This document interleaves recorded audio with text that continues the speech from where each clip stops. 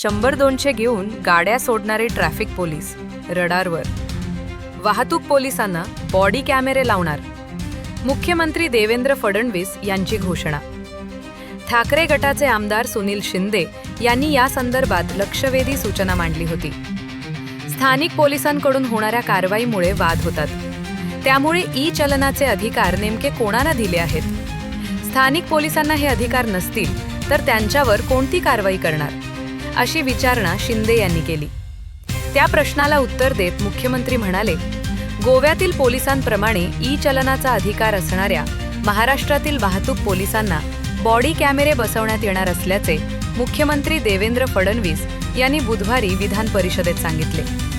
यामुळे वाहतुकीला शिस्त येईल, ई-चलनावरून उद्भवणारे वाद घटतील आणि न्यायालयीन प्रकरणातही याचा उपयोग होईल, असे सांगताना टप्प्याटप्प्यानं हे बॉडी कॅमेरे आणण्याचा शासनाचा विचार असल्याचे मुख्यमंत्र्यांनी स्पष्ट केले.